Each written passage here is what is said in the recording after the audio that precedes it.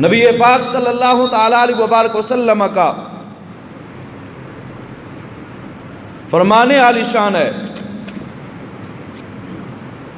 جس کو امام طبرانی نے نقل کیا۔ راویہ حضرت ام ہانی رضی اللہ تعالی عنہا ہیں۔ نبی پاک صلی اللہ تعالی علیہ وبارک وسلم فرماتے ہیں کہ اللہ رب العزت نے یہ جو انعام و اکرام امت محمدیہ پر فرمایا ہے کہ ان کو ماہ رمضان مبارک جیسا بابرکت مہینہ عنایت فرمایا، اور جو اس ماہ رمضان مبارک کے بابرکت مہینے کا ادب و احترام نہیں کرتا، پھر اس کے لیے ذلت و رسوائی کیسی ہوتی ہے۔ امام طبرانی نے اس کو معجم الکبیر کے اندر بھی اور معجم الاوسط کے اندر بھی نقل کیا ہے۔ حضرت ام ہانی فرماتی ہیں قال رسول اللہ صلی اللہ علیہ وسلم کہ نبی پاک صلی اللہ تعالیٰ علیہ وبارک وسلم نے ارشاد فرمایا، ان امتی لن تحظى ما اقاموا صیام رمضان۔ نبی پاک صلی اللہ تعالیٰ علیہ وبارک وسلم نے فرمایا کہ بے شک میری امت اس وقت تک ذلیل و رسوا نہیں ہو سکتی جب تک وہ ماہ رمضان مبارک کی حرمت کو قائم رکھے گی۔ یعنی جو عزت، جو شرف اللہ رب العزت نے ماہ رمضان مبارک کو عطا فرمایا ہے، اس کو میری امت جس وقت تک قائم رکھے گی کبھی ذلیل و رسوا نہیں ہو سکے گی۔ کیا مطلب؟ جب ماہ رمضان مبارک کا بابرکت مہینہ آئے گا، اس ماہ رمضان مبارک کے بابرکت مہینے کے دنوں میں وہ روزے رکھیں گے، راتوں کو وہ قیام کریں گے، اس ماہ رمضان مبارک کا ادب و احترام کریں گے، اس کی حرمت کو قائم رکھیں گے، تو اللہ رب العزت میری امت کو کبھی ذلیل و رسوا نہیں فرمائے گا۔ آج اس پرفتن دور کے اندر ہماری ذلت و رسوائی کا ایک سبب یہ بھی بنتا جا رہا ہے کہ رمضان مبارک کے روزے کثرت کے ساتھ لوگوں نے رکھنا چھوڑ دیے ہیں، اور اس وجہ سے ہم ذلیل و رسوا بھی ہوتے جا رہے ہیں۔ حضور علیہ السلام کا فرمانے علی شان جو ہے وہ برحق ہے، میری امت اس وقت تک ذلیل و رسوا نہیں ہو سکے گی جب تک وہ ماہ رمضان مبارک کی حرمت کو قائم رکھے گی۔ قیل یا رسول اللہ صلی اللہ علیہ وسلم وما خزیہم فی اضاعت شہر رمضان۔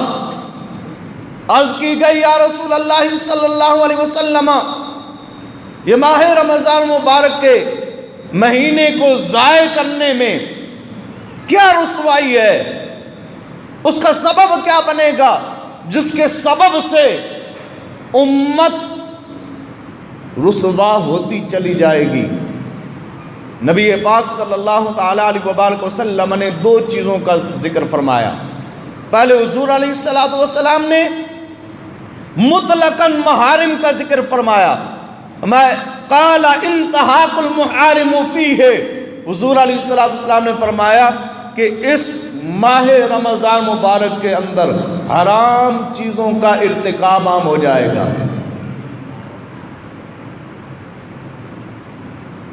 اسلام نے ہمیں منع کیا ذخیرہ اندوزی سے۔ اس ماہ رمضان مبارک کے لیے ہمارے تاجر وہ پہلے ذخیرہ اندوزی کرتے ہیں، جس چیز سے اسلام نے منع کیا وہ کام جو ہمارے لیے حرام ہے وہ ہم نے شروع کر دیے۔ اسلام تو یہ کہتا ہے کہ اس ماہ رمضان مبارک کے اندر تم خرچ کرو۔ ام المومنین حضرت عائشہ صدیقہ رضی اللہ تعالی عنہ آپ فرماتی ہیں کہ نبی پاک صلی اللہ تعالی علیہ وبارک وسلم ویسے ہی بڑے جواد تھے، بڑے سخی تھے، لیکن جس وقت ماہ رمضان مبارک کا مہینہ آتا تو حضور علیہ السلام کی سخاوت کس طرح بڑھ جاتی، جس طریقے سے ہوائیں کبھی تیز چلنا شروع ہو جاتی ہیں. ہوا تو ویسے بھی موجود ہوتی ہے نا، سانس جو بندہ لیتا ہے، ہوا ہوتی ہے تو بندہ سانس لیتا ہے، ہوائیں تو ویسے بھی چل رہی ہوتی ہیں، لیکن کبھی اس ہوا کی رفتار میں شدت آتی ہے اور تیز چلنا شروع ہو جاتی ہے.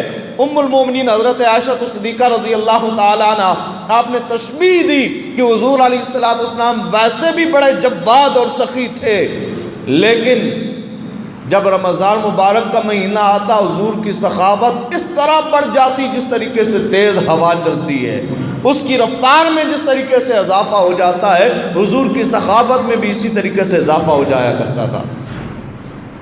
اور ہمارے ہاں ماہ رمضان مبارک کا جس وقت بابرکت مہینہ آتا ہے تو ہم لوٹنے لگتے ہیں، ناحق پروفٹ کمانا شروع کر دیتے ہیں. آج کے اس پرفتن دور میں یہاں تک یہ کہا جاتا ہے مجھے سگریٹ پینے کی عادت ہے، میں اس کو چھوڑ نہیں سکتا، مجھے نسوار رکھنے کی عادت ہے، میں اس کو چھوڑ نہیں سکتا، مجھے فلاں عادت ہے، فلاں نشہ کرتا ہوں، اس کو چھوڑ نہیں سکتا. کئی اپنی عادتوں کا ذکر کرتے ہیں،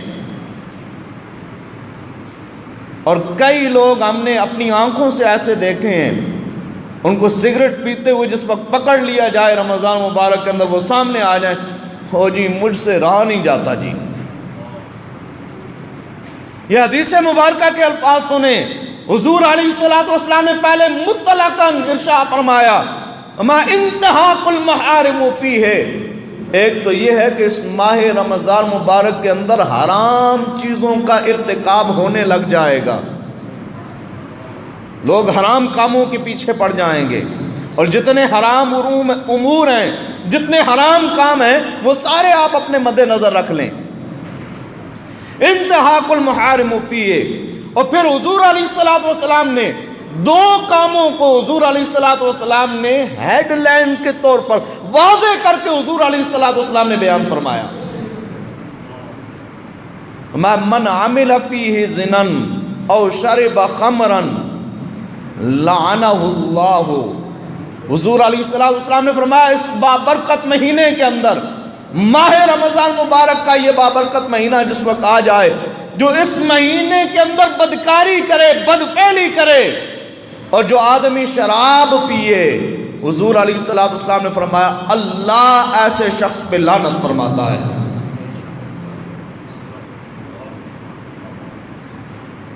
یہاں کئی ایسے لوگ شرابی گلیوں میں پھر رہے ہوتے ہیں، ہاتھوں میں انہوں نے شراب اٹھائی ہوتی ہے، اور کئی ایسے نشے میں دھت ہوتے ہیں، انہیں سمجھ ہی نہیں ہوتی کہ ہم کس کے ساتھ گفتگو کر رہے ہیں اور کہاں گفتگو کر رہے ہیں. حضور علیہ السلام نے فرمایا جس میں ماہ رمضان مبارک کے بابرکت مہینے کے اندر محارم کا، حرام چیزوں کا ارتکاب کیا، اس وقت اس کے لیے ذلت و رسوائی شروع ہو جائے گی. اور خصوصاً یہ دو عمل جس نے کیے، ایک بدکاری، بدفعلی، اور دوسرا جس آدمی نے ماہ رمضان مبارک کے اندر شراب پی، لعنہ اللہ، اللہ اس پہ لعنت فرمائے گا. اور صرف اللہ ہی نہیں، ومن فی السماوات الی مثلہ من الحول، جو آسمانوں میں رہنے والے نورانی فرشتے ہیں وہ بھی اسی طرح کی لعنت اس بندے پہ کرتے رہتے ہیں. جس طرح رب ایسے بندوں پہ لعنت فرماتا ہے، اسی طریقے سے فرشتے بھی ایسے بندے پہ لعنت کرتے رہتے ہیں. اور کب تک ہوتی ہے؟ فرمایا من الحول. حول کہتے ہیں سال کے گزرنے کو، سال گزر کر دوبارہ آ جائے. میں پورا سال رب کی طرف سے بھی ایسے بندے پہ لعنتیں برستی رہتی ہیں، اور رب کے فرشتوں کی طرف سے بھی لعنتیں برستی رہتی ہیں. اس ماہ رمضان مبارک کا جو ادب و احترام نہیں کرتا، حرام کاموں کا جو مرتکب ہوتا ہے، روزہ چھوڑ دینا یہ بھی تو حرام ہے نا. کئی روزہ چھوڑ کر وہ کہتے ہیں کہ بس جی ہم سے رکھا نہیں جاتا. حضور نے فرمایا جو بھی حرام کاموں کا مرتکب ہوگا، ایک تو ذلیل و رسوا ہوگا، دوسرا خصوصاً ان دو کاموں کے بارے میں حضور نے فرمایا یہ جو دو کام کرے گا اس پہ اللہ کی بھی لعنت ہے اور آسمان والے فرشتوں کی بھی لعنت ہے۔ اور صرف یہیں تک کام رکتا نہیں ہے، حضور علیہ السلام نے فرمایا فَإِن مَاتَ قَبْلَ أَن يُدْرِكَ شَهْرَ رَمَضَانَ فَلَيْسَتْ لَهُ عِندَ اللَّهِ حَسَنَةٌ يَبْقِي بِهَا النَّارِ يَتَّقِي بِهَا النَّارِ۔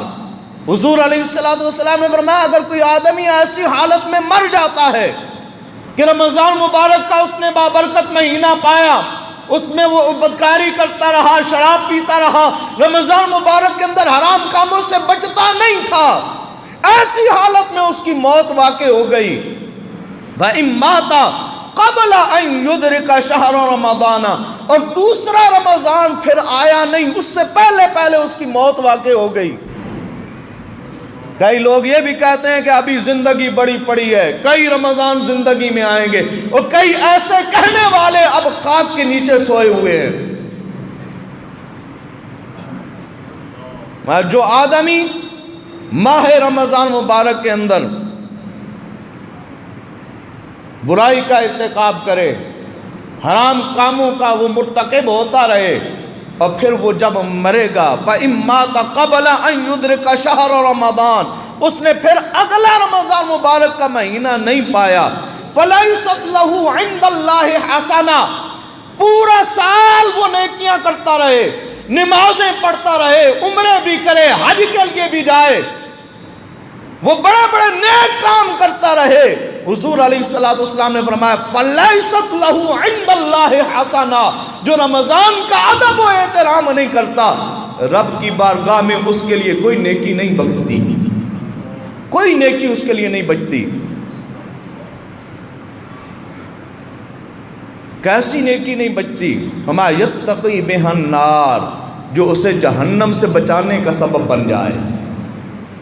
یہ رمضان مبارک جنت کا بھی پروانہ لے کر آتا ہے ان لوگوں کے لیے جو اس ماہ رمضان مبارک کا ادب و احترام کرتے ہیں، اور جو اس ماہ رمضان مبارک کا ادب و احترام نہ کریں، حضور علیہ السلام نے فرمایا پورا سال نیکی کرتے رہے لیکن رمضان کا احترام نہیں کیا، رمضان مبارک کے اندر حرام کاموں کے مرتکب ہوتے رہے، تو ان کی کوئی ایسی نیکی رب کی بارگاہ میں نہیں پہنچے گی جو انہیں جہنم سے بچا سکتی ہو۔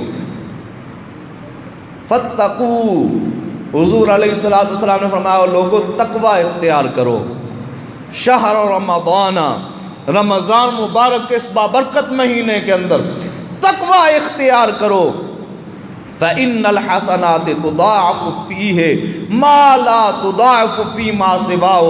حضور علیہ السلام نے فرمایا لوگوں اس ماہ رمضان مبارک کے اندر اللہ نیکیوں کو اتنا زیادہ بڑھا دیتا ہے کہ رمضان مبارک کے علاوہ کبھی اتنی نیکیاں بڑھتی نہیں ہیں۔ برائیوں سے اپنے آپ کو بچاؤ، اس ماہ رمضان مبارک کے اندر نیکیاں کرو، اتنی نیکیاں کرو جتنی تم سے آسانی کے ساتھ خشوع و خضوع کے ساتھ ہو سکتی ہیں، اور پھر ان نیکیوں میں اللہ رب العزت اضافہ عطا فرمائے گا۔ اور آگے چل کے میں اس حوالے سے حدیث حضرت سلمان فارسی کو بیان کروں گا کہ اللہ کتنا اضافہ فرماتا ہے۔ اللہ اضافہ فرماتا ہے نیکیوں کے اندر جو غیر رمضان میں کبھی اضافہ نہیں ہوتا۔ وَكَذَلِكَ السَّيِّئَاتِ، اور یہ نہ سمجھنا کہ صرف نیکیوں میں اضافہ ہوتا ہے، حضور نے فرمایا اگر کوئی برائی کرو گے تو برائی میں بھی اسی طریقے سے اضافہ ہوگا۔ اس ماہ رمضان مبارک کا ادب و احترام ضروری ہے ہمارے لیے، خصوصاً یہ چیزیں جن کے بارے میں حضور نے فرمایا کہ حرام کاموں سے بچو، بدفعلی سے، بدکاری سے بچو، اور شراب پینے سے اپنے آپ کو بچاؤ۔